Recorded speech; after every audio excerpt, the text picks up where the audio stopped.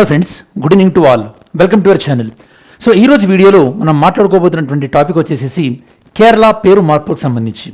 ఈ యొక్క God's own land, God's own country, దేవుడి సొంత భూమి అని పేరు పిలిచేటటువంటి అని పేరున్నటువంటి కేరళ పేరు మారబోతుందా అంటే ఎస్, కేరళ పేరు మార్పుకు దిశగా కీలకమైనటువంటి ఈ యొక్క పరిణామాలు చోటు చేసుకున్నాయి.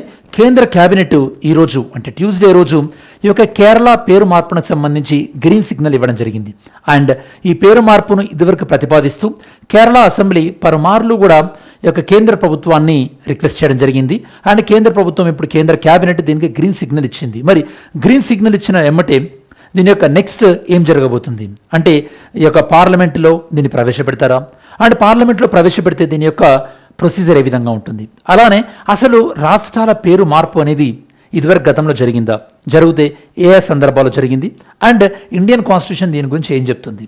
రాష్ట్రాల పేరు మార్పే కాదు, ఈవెన్ సిటీల నేమ్ చేంజ్ కూడా గతంలో జరిగింది. ఆ సిటీస్ ఎందుకు చూద్దాం. అండ్ ఇంకోవైపు అసలు ఇలా పేరు మార్చడం వెనకాల రాష్ట్రాలకు ఏమైనా అధికారాలు ఉంటాయా, మొత్తం కేంద్రం చేతిలోనే ఉంటుందా. సో ఈ డీటెయిల్స్ కూడా మనం తెలుసుకోవడానికి ట్రై చేద్దాం. ఓకే, సరే. ఈ పర్టికులర్ వీడియోలో ఫస్ట్ ఆఫ్ ఆల్ మనం కేరళ టు కేరళం అన్నటువంటి నేమ్ చేంజ్ ఏదైతే ఉందో ఆ టాపిక్ గురించి మనం మాట్లాడుకోబోతున్నాం. సో ఫస్ట్ ఆఫ్ ఆల్ ఇది ఫస్ట్ వార్తల్లో ఎందుకుంది, అలానే ఈ యొక్క కేరళం అన్నటువంటి నేమ్ ఎలా వచ్చింది, ఇదివరకు అంటే ఏదైనా పురాతన కాలం నుంచి వచ్చిందా, వస్తే కనుక ఏ రాజుల కాలం నుంచి వచ్చింది అన్న డీటెయిల్స్ మనం డిస్కస్ చేయడం జరుగుతుంది. దాని తర్వాత కేరళ రాష్ట్రం అనేది ఎలా ఏర్పడింది. మనందరూ తెలుసు, నేను మీకు పాలిటీ క్లాస్లో కూడా చాలాసార్లు చెప్పాను, స్టేట్ రీఆర్గనైజేషన్ యాక్ట్, రాష్ట్రాల పునర్వ్యవస్థీకరణ అని చెప్పేసి 1956లో జరిగింది కదా, అప్పుడే కేరళ రాష్ట్రం కూడా ఏర్పడింది. అఫ్కోర్స్ దానికన్నా ముందే ఈ యొక్క ప్రత్యేక కేరళ గురించి డిమాండ్స్ ఉన్నాయి. అండ్ ఆ యొక్క డిమాండ్స్ నేపథ్యంలో వివిధ ప్రాంతాలను కలపడం జరిగింది. ఆ కలిపినటువంటి ప్రాంతాలన్నీ కూడా ఫైనల్గా 1956 తర్వాత కేరళ అనే రాష్ట్రంగా ఆవిర్భవించింది. ఓకే, దాని తర్వాత నేను మీకు ఇందాక చెప్పినట్టుగా అసలు ఒక స్టేట్ యొక్క రీనేమ్ అంటే నేమ్ చేంజ్ చేయాలంటే ప్రొసీజర్ ఏంటి, అండ్ అందులో రాష్ట్రం యొక్క రోల్ ఏ విధంగా ఉంటుంది, పాత్ర ఏ విధంగా ఉంటుంది, అండ్ అలానే మనం ఒక ల్యాండ్ని అంటే ఫర్ ఎగ్జాంపుల్ పేరు మార్చడం కాకుండా మన భారతదేశంలో ఉన్నటువంటి ల్యాండ్ని వేరే దేశంకి ఇచ్చామనుకోండి, దీన్ని మనం సెషన్ అంటారు అనమాట. ఇలా మనం సీడింగ్ అవే ఇస్తే గనక అప్పుడు మనకి రాజ్యాంగ సవరణ కాన్స్టిట్యూషన్ అమెండ్మెంట్ అవసరమా లేదు. ఎందుకంటే మనం బంగ్లాదేశ్కి 2 సార్లు ల్యాండ్ ఇచ్చేసాం మనం. ఓకే, మరో 2 సార్లు ల్యాండ్ ఇచ్చినటువంటి సందర్భంలో మనం నిజంగానే కాన్స్టిట్యూషన్ని అమెండ్ చేసాము. రాజ్యాంగ సవరణ అవసరమా, సుప్రీంకోర్టు ఏం చెప్పిందో చూద్దాం. సో ఈ పర్టికులర్ టాపిక్ అనేది మనకి యూపీఎస్సీ పాయింట్ ఆఫ్ వ్యూలో అయితే కాక పాలిటీ అండ్ టీజీపీఎస్సీ కానీ ఏపీపీఎస్సీలో మనకి పాలిటీ రిలేటెడ్గా మీరు లింక్ చేసుకోవచ్చు. అండ్ ఈ వీడియోలో మనం ఆర్టికల్ 3, 8th షెడ్యూల్, ఎపిగ్రఫిక్ ఎవిడెన్స్ అంటే ఏంటి, అలానే చేరా డినాసిటీ, ఈ టాపిక్స్ మనకి అంటే ఈ కీవర్డ్స్ అనేవి వస్తుంటే మనం డిస్కస్ చేస్తాం. So first of all 24th February 2026 అంటే ఈరోజు ఈ యొక్క యూనియన్ క్యాబినెట్ ఏ ప్రపోజల్కి అప్రూవ్ చేయడం జరిగింది, కేరళ యొక్క పేరు మార్పుకి అప్రూవల్ ఇవ్వడం జరిగింది, గ్రీన్ సిగ్నల్ ఇచ్చింది. కేరళ పేరు అనేది కేరళంగా మార్చేటటువంటి ప్రతిపాదనకి గ్రీన్ సిగ్నల్ ఇవ్వడం జరిగింది. అండ్ కేరళ అసెంబ్లీ ఈ యొక్క ప్రతిపాదనని అంటే ఈ యొక్క పేరు మార్పుని 2023లో 2024లో వాళ్ళ అసెంబ్లీలో ఏకగ్రీవంగా ఆమోదించి కేంద్ర ప్రభుత్వాన్ని రిక్వెస్ట్ చేయడం జరిగింది. ఎందుకంటే ఈ మార్పు అనేది కేంద్ర ప్రభుత్వం నుంచి అంటే యూనియన్ గవర్నమెంట్ నుంచి స్టార్ట్ అవ్వాలి. ఓకే, సో ఇది మనకి ఆర్టికల్ 3 ప్రకారం జరుగుతుంది. అండ్ ఈ పేరు మార్పు ఎందుకు, ఎందుకంటే మలయాళంలో కేరళని కేరళం అంటుంటారు. అండ్ ఈ కేరళ అనేది బ్రిటిష్ వాళ్ళు కేరళం అని పలకడానికి కొద్దిగా ఇబ్బంది ఉందని చెప్పేసి కేరళ అని పిలుస్తూ వచ్చారు. కాబట్టి ఈ యొక్క సాంస్కృతిక పరంగా మనకి కేరళం అనేటటువంటి పేరే మాకు చాలా రీజనబుల్గా ఉంటుంది, అదే మా యొక్క ఒరిజినల్ పేరు అని చెప్పేసి వీళ్ళు ప్రతిపాదిస్తున్నారు. అండ్ దీనికి సంబంధించినటువంటి bill Kerala alteration of name bill 2026, ఇది అంటే ఈ యొక్క పార్లమెంట్లో ఇంట్రడ్యూస్ చేసేటటువంటి అవకాశం ఉంటుంది. ఓకే, సరే. ఇదివరకు ఇలా పేరు మార్పులు జరిగినాయంటే కనుక జరిగినాయి. అఫ్కోర్స్ మనకి 2016లో గురుగావ్ ఉన్నటువంటి ప్లేస్ గురుగ్రామ్గా మార్చడం జరిగింది. జనరల్గా ఈ పేరు మార్పు వెనకాల ఉన్నటువంటి కారణాలు ఏముంటాయి అంటే ఆ ప్రాంతానికి ఉన్నటువంటి చారిత్రాత్మకమైనటువంటి అంటే హిస్టారికల్ సిగ్నిఫికెన్స్, చారిత్రాత్మక ప్రాముఖ్యత కానీ, లేదా కల్చరల్ రీజన్స్ వల్ల సాంస్కృతిక పరమైనటువంటి కారణాల వల్ల కానీ, లేదా సింబాలిక్ అంటే ఆ ప్రాంతం సూచించేటటువంటి ఏదైనా ఒక సంస్కృతిని బట్టి కానీ ఇలా పేర్లు అనేది మార్చుతూ ఉంటారు. మీరు గతంలో చూసినట్టయితే కనుక మద్రాస్ అనేది తమిళనాడుగా 1969లో, మైసూర్ కర్ణాటకగా 1973లో, ఉత్తరాంచల్ ఉత్తరాఖండ్గా 2007, ఒడిషాగా అండ్ పాండిచేరి పుదుచ్చేరిగా ఇలా నేమ్ చేంజ్ అవుతూ వచ్చాయన్నమాట. అఫ్కోర్స్ ఇక్కడ పాండిచేరి యూటీ, రిమైనింగ్ అన్నీ కూడా మనకి రాష్ట్రాలు ఏ విధంగా నేమ్ చేంజ్ అయినా మనం చూడవచ్చు. అలానే సిటీస్ కూడా చూసినట్టయితే కనుక బాంబే ముంబైగా, కోల్కతాగా, బెంగళూరు గుర్గావ్, గురుగ్రామ్ అండ్ అలహాబాద్ వచ్చేసేసి ప్రయాగ్రాజ్. ఆఫ్ కోర్స్ కలకత్తా కోల్కతాగా మారినప్పుడే ఈవెన్ మద్రాస్ చెన్నైగా కూడా మారింది అనుకోండి. సో ఇలా మనకి సిటీస్ నేమ్ కూడా మారుతూ వచ్చింది. ఓకే, సరే, ప్రొసీజర్ ఎలా ఉంటుందంటే ఈ యొక్క నేమ్ చేంజ్ అనేది రాష్ట్రమైనా రిక్వెస్ట్ చేయొచ్చు, లేదా సెంట్రల్ గవర్నమెంట్ తనంతట తానే ప్రపోజల్ ఇవ్వచ్చు. ఏది ఇచ్చినా కూడా మనకి ఫస్ట్ ఇది ప్రెసిడెంట్ దగ్గర నుంచి స్టార్ట్ అవుతుంది. యూనియన్ క్యాబినెట్ ఈ యొక్క పేరు మార్కుకి సంబంధించి పేరు చేంజ్ ఏదైతే ఉంటుందో నేమ్ చేంజ్కి సంబంధించిన ప్రపోజల్ ప్రెసిడెంట్కి పంపిస్తారు. ప్రెసిడెంట్ ఏ స్టేట్ యొక్క పేరైతే మార్చుదాం అనుకుంటున్నామో ఆ స్టేట్కి ఆ ప్రపోజల్ని పంపిస్తారు. అంటే ఈ ఎగ్జాంపుల్లోనైతే కనుక కేరళ అనమాట. అంటే ప్రపోజల్ కేరళ అసెంబ్లీకి వస్తుంది. కేరళ అసెంబ్లీ యొక్క ఒపీనియన్ అడుగుతారు అనమాట. ఇక్కడ ఒపీనియన్ మాత్రమే అడుగుతారు. కేరళ అసెంబ్లీ ఎస్ చెప్పొచ్చు లేదా నో చెప్పొచ్చు. కాబట్టి ఈ సందర్భంలో కేరళ అసెంబ్లీయే పేరు మార్చమంటున్నారు కాబట్టి ఆబ్వియస్గా వాళ్ళు ఎస్ అనే చెప్తారు. నో చెప్పినా కూడా దీని ఎలాంటి ఎఫెక్ట్ ఉండదు. ఒకసారి అసెంబ్లీ ఒక పర్టికులర్ టైం లిమిట్ లోపల, అంటే 3 months 6 months ఏదైనా ఒక నిర్ణీత కాలం లోపల అసెంబ్లీ తన యొక్క ఒపీనియన్ చెప్పిన తర్వాత దెన్ అగైన్ దాన్ని పార్లమెంట్లో ప్రవేశపెట్టడం జరుగుతుంది. పార్లమెంటులో ఈ ప్రపోజల్కి సింపుల్ మెజారిటీ ఉంటే సరిపోతుంది. సాధారణ మెజారిటీతోని లోక్సభలో రాజ్యసభలో ఆమోదం పొందిందనుకోండి, ఆటోమేటికల్గా ఆ స్టేట్ నేమ్ అనేది మారిపోతుంది. సో ఇప్పుడు నేను చెప్పినటువంటి ప్రాసెస్ అంటే ప్రెసిడెంట్ రిఫర్ చేయడం అండ్ స్టేట్ ఎలాంటి ఒపీనియన్ చెప్పినా కూడా ఈ యొక్క స్టేట్ ఒపీనియన్తో సంబంధం లేకుండా సింపుల్ మెజారిటీ, ఈ రూల్స్ అన్నీ కూడా స్టేట్ ఫార్మేషన్కైనా కూడా ఇదే ప్రొసీజర్, స్టేట్ నేమ్ చేంజ్కైనా ఇదే ప్రొసీజర్ అండ్ స్టేట్ యొక్క బౌండరీ చేంజ్ కూడా ఇదే ప్రొసీజర్. కాబట్టి ఈ మొత్తం ప్రొసీజర్ ఆర్టికల్ 3లో రాష్ట్రాల యొక్క రోల్ అనేది చాలా పరిమితంగా ఉంటుందని మనం చెప్పొచ్చు. ఓకే, సో ఇది మనకి యూనిటరీ ఫీచర్, ఏకకేంద్ర లక్షణాన్ని తెలియజేస్తుంది. అందుకోసమే బిఆర్ అంబేద్కర్ గారు చాలా పాపులర్గా ఏమంటారంటే ఇండియా అనేది ఇన్డిస్ట్రక్టబుల్ యూనియన్ విత్ డిస్ట్రక్టబుల్ స్టేట్స్. అంటే ఈ యొక్క భారతదేశం నుండి ఏ రాష్ట్రం విడిపోవడానికి వీల్లేదు, కాబట్టి భారతదేశంలో ఉన్న రాష్ట్రాలని మనం ఎలానైనా కూడా విడగొట్టవచ్చు అని చెప్పేసి. ఓకే, సరే, వీళ్ళు మరి ఏన్షియంట్ల అశోక యొక్క రాక్ ఎడిక్ట్ 2లో 257 BCEలో కేరళ పుత్ర అని అశోకుడు యొక్క ఒక శాసనం మీద వర్ణించినట్టుగా, అలానే కేరళ పుత్ర అనేది చేరా డినాసిటీ అంటే చేరా యొక్క రాజ్యానికి సంబంధించి.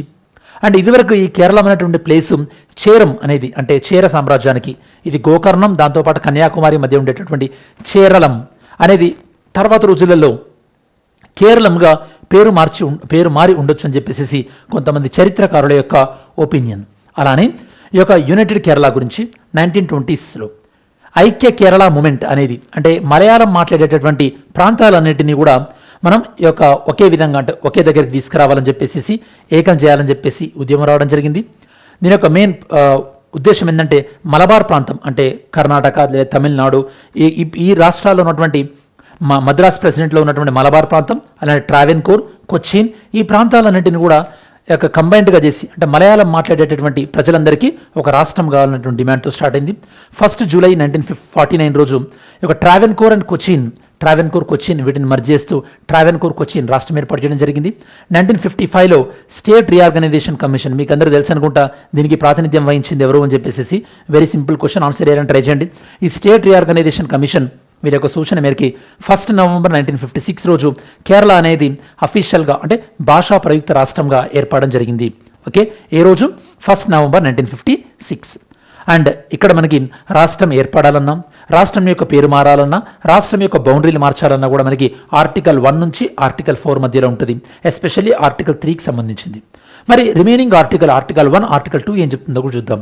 ఆర్టికల్ 1 అనేది ఏం చెప్తుందంటే ఇండియా దట్ ఈస్ భారత్ అంటే మన కంట్రీ యొక్క పేరు. అలానే ఇండియా ఏంటంట union of states, federation of states కాదు. యూనియన్ ఆఫ్ స్టేట్స్ అంటే మీనింగ్ ఏంది అంటే ఏదైనా ఒక స్టేట్ మన భారతదేశంలో యాడ్ అయిన తర్వాత అది మన భారతదేశం నుండి విడిపోవడానికి ఎలాంటి అవకాశం లేదు, దాన్నే మనం యూనియన్ ఆఫ్ స్టేట్స్ అంటాం. ఓకే, అంటే వాళ్ళు సెషన్ అంటే విడిపోతామంటే కనుక విడిపోవడానికి వీల్లేదనమాట. Indestructible union with destructible states. అలానే ఆర్టికల్ 2 ఏం చెప్తుందంటే మన ఇండియాలో లేనటువంటి ప్రాంతం ఏదైనా మన ఇండియాలోకి యాడ్ అయిందనుకోండి, అప్పుడు ప్రాసెస్ ఎలా అని. ఫర్ ఎగ్జాంపుల్ మన ఇండియన్ కాన్స్టిట్యూషన్ ఇంప్లిమెంటేషన్లోకి వచ్చినప్పుడు 1950లో మనకు గోవా లేదు కదా, అండ్ పాండిచ్చేరి, యానం, మాహే, కరైకల్ ఇవి కూడా లేదు కదా, దాద్రా నగర్ హవేలీ అండ్ డామన్ డయ్యూ కూడా లేదు, సిక్కిం కూడా లేదు. ఇలా అంటే మనకి మన ఇండియాలో లేనటువంటి ల్యాండ్ ఏదైనా మన ఇండియాలోకి యాడ్ అయినప్పుడు ఎలా చేయాలి అనేది ఆర్టికల్ 2 చెప్తుంది. ఆర్టికల్ 3 మీకు ఆల్రెడీ చెప్పడం జరిగింది. అంటే ప్రపోజల్ ఎలా ఉంటుందో నేను మీకు క్లియర్గా చెప్పాను. దీనికి సింపుల్ మెజారిటీ అవసరం ఉంటుంది. ఈ ప్రపోజల్ స్టేట్ నుంచి అయినా రావచ్చు, స్టేట్ నుంచి అవసరం లేకుండా నేరుగా యూనియన్ క్యాబినెట్ ప్రెసిడెంట్ ద్వారా స్టేట్ అసెంబ్లీకి పంపించవచ్చు. ఇక్కడ స్టేట్ అసెంబ్లీకి ఉన్నటువంటి అధికారాలు చాలా లిమిటెడ్, పరిమితమైనటువంటి అధికారాలు. వాళ్ళు కేవలం వాళ్ళ యొక్క ఉద్దేశం మాత్రమే, ఒపీనియన్ మాత్రమే చెప్పాల్సి ఉంటుంది. ఇక్కడ స్టేట్ ఖచ్చితంగా ఆమోదించాలన్నటువంటిది ఏం లేదు. అండ్ దీనికి ఓన్లీ సింపుల్ మెజారిటీ ఉంటే సరిపోతుంది. యాక్చువల్లీ ఇదివరకు స్టేట్ యొక్క ఒపీనియన్ కూడా తీసుకునే వాళ్ళు కాదు.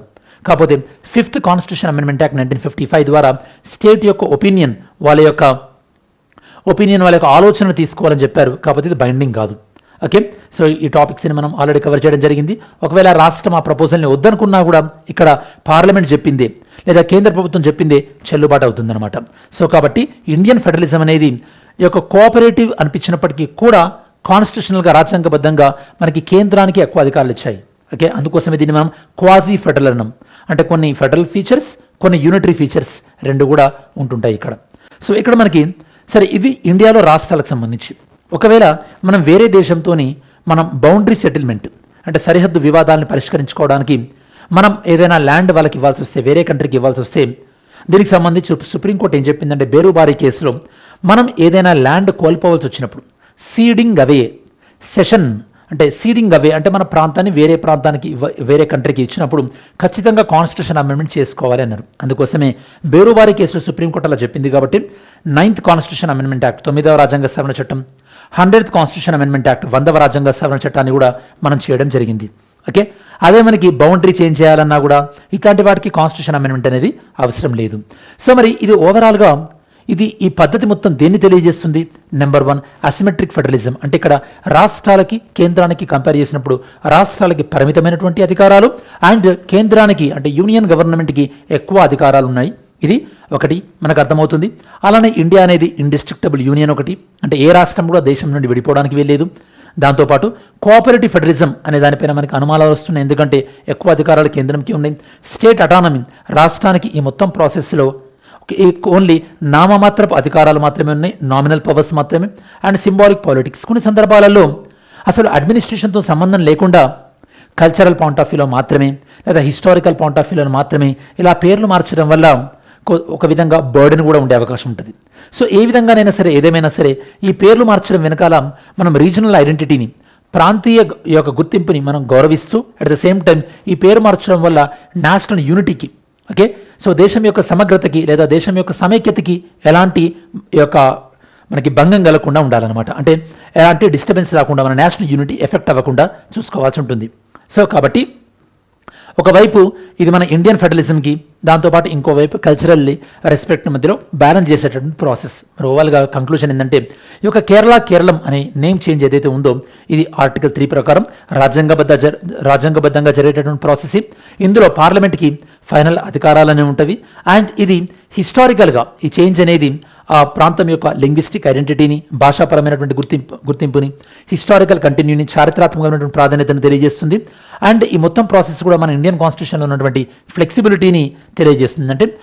అంటే వివిధ ప్రాంతాల్లోని ప్రజలకు ఉండేటటువంటి వాళ్ళ కల్చరల్ ఐడెంటిటీ ఏదైతే ఉందో, అంటే సాంస్కృతికపరమైనటువంటి ఏదైతే మనకి ఆస్పిరేషన్స్ ఉన్నాయో మాకు గుర్తింపు కావాలని చెప్పేసి దాన్ని రెస్పెక్ట్ ఇస్తుంది ఒకవైపు, ఇంకోవైపు ఏమో నేషనల్ యూనిటీని కాపాడుతుంది. ఓకే, సరే, మరి ఈ పర్టికులర్ టాపిక్ సంబంధించి MCQ సాల్వ్ చేయడానికి ట్రై చేద్దాం. Consider the following statement regarding the alteration of name of a state. ఒక రాష్ట్ర పేరు మార్కు సంబంధించి a bill of renaming of a state can be introduced in parliament only with prior recommendation of the president. The concerned state legislature is mandatory. రాష్ట్రం యొక్క ఆ state legislature యొక్క consent mandatory అంటున్నారు. And renaming of state అనేది యొక్క article 368 ప్రకారం constitution amendment అవసరం అంటున్నారు. మరి 3 స్టేట్మెంట్స్లలో ఎన్ని కరెక్ట్ ఆన్సర్ అయ్యారని ట్రై చేయండి. Mains question, article 3 of Indian constitution reflects the supremacy of parliament in matters related to formation and alteration of states. రాష్ట్రాల ఏర్పాటు, రాష్ట్రాల బౌండరీ విషయంలో ఆర్టికల్ 3 అనేది పార్లమెంట్ యొక్క ఆధిపత్యాన్ని తెలియజేస్తుంది. దీన్ని డిస్కస్ చేయండి అంటున్నారు. సరే, మరి ఓవరాల్గా మనం వీడియో చివరిలోకి వచ్చేసాము. కాబట్టి ఈ వీడియోలో మనం కేరళ పేరు మార్పుకు సంబంధించినటువంటి టాపిక్ డిస్కస్ చేయడం జరిగింది. అండ్ పేరు మార్పుకు సంబంధించి యూనియన్ క్యాబినెట్ యాక్సెప్ట్ చేసినటువంటి సందర్భంలో హిస్టారికల్గా ఎందుకు డిమాండ్ ఉంది, అండ్ గతంలో నేమ్ చేంజ్ అయినటువంటి స్టేట్స్ కానీ సిటీస్ కానీ, ఓకే, అండ్ ఈ ప్రొసీజర్ మనం డిస్కస్ చేసాం. స్టేట్స్ యొక్క రోల్ ఏందో డిస్కస్ చేసాం. ఇవి డిస్కస్ చేసిన తర్వాత అనలిటికల్ పర్స్పెక్టివ్ అంటే ఇందులో ఉన్నటువంటి ఛాలెంజెస్ ఏంటి, అండ్ నేషనల్ ఐడెంటిటీని కానీ నేషనల్ యూనిటీని కానీ డిస్టర్బ్ చేయకుండా ఈ యొక్క వివిధ ప్రాంతాల్లోని ప్రజలే ఒక అవసరాలకు తగ్గట్టు మనం ఎలా నేమ్ చేంజ్ చేసుకునేటటువంటి ఫ్లెక్సిబిలిటీ మన రాజ్యాంగం ఇచ్చిందో కూడా మనం డిస్కస్ చేయడం జరిగింది. ఇది స్టూడెంట్స్ ఈ టాపిక్ సంబంధించినటువంటి సమగ్రమైన విశ్లేషణ. మరి ఈ వీడియో మీ ప్రిపరేషన్కి యూస్ఫుల్ అవుతుంది అనుకుంటే కనుక ఈ వీడియోని లైక్ చేయడానికి ట్రై చేయండి, సో దట్ మన కంటెంట్ ఎక్కువ మందికి రీచ్ అయ్యే అవకాశం ఉంటుంది. Anyhow, thanks for watching this video. Have a great day. జై హింద్.